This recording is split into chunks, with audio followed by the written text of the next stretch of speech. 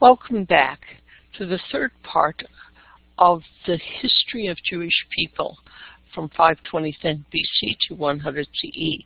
This third part is part of a 10-part video series by Susan Hares. This third part deals with the history of the Jewish people during the Maccabean Wars, 168 to 142 BCE. The source for the material for this comes from 1st and 2nd Maccabees and other writings such as Josephus. Let's start with Maccabees. The real problem with the Maccabees occurred is Antiochus IV Epiphanes, who ruled from 175 to 164 CE. He begins the Syrian war, and after conquesting in Egypt, conquering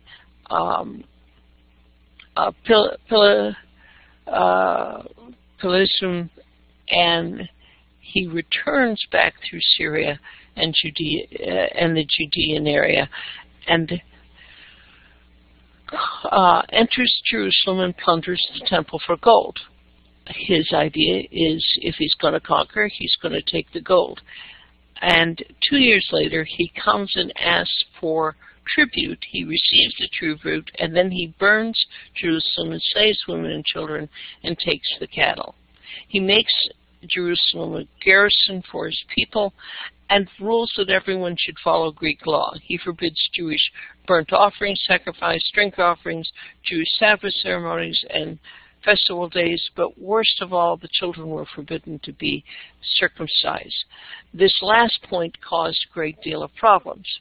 He then set up the abomination of desolation, Bedeseo and Estus upon sacrifice, which we'll go through in the in class, but he set up an altar, also set up altars through Judea. This abomination of desolation was sacrificing to a foreign god on the very altar in the high holies.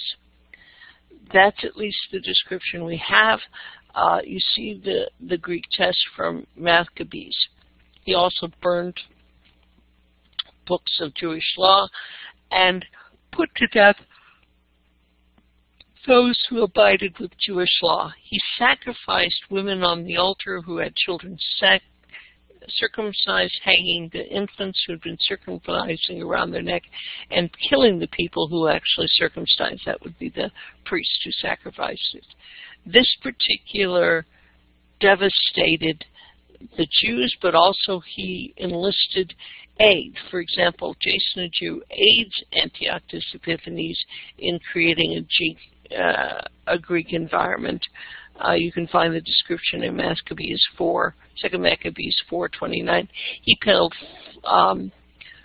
two groups of talent, 360 and another 80 to become high priests, and 150 to be able to set up a gymnasium and create a youth corps. And he pressed the nation to be Hellenized. This absolutely frustrated Matthias and his sons.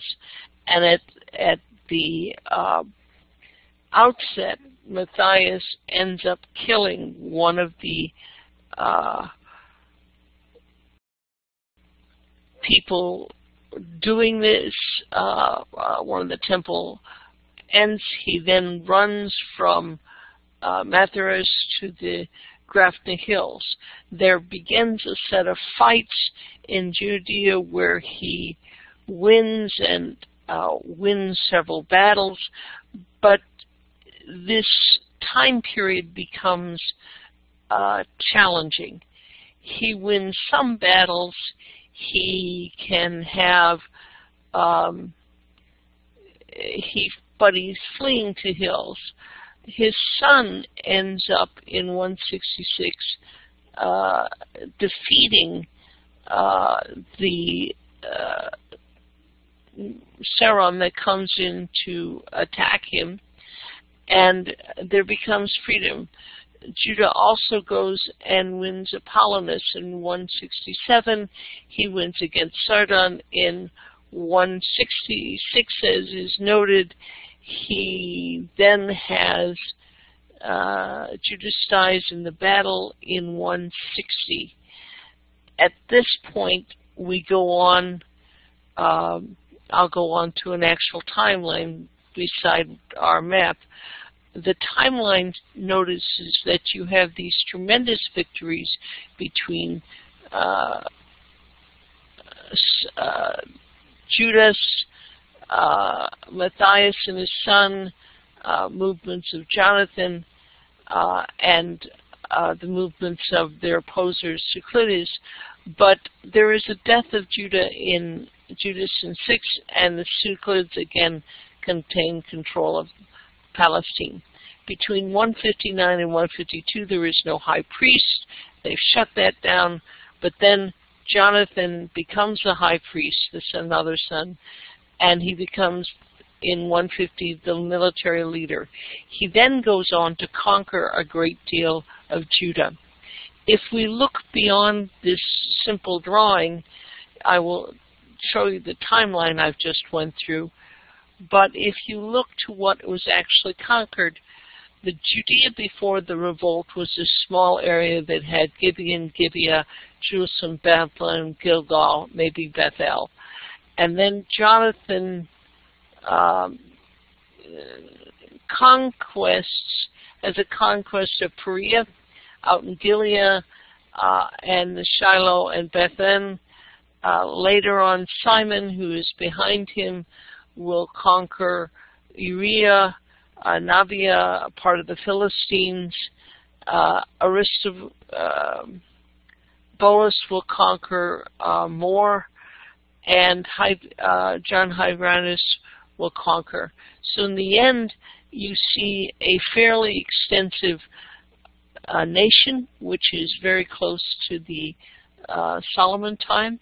This expansion of the Heshmons provided an incredible surge of national belief, and it brought the hope that they could be free.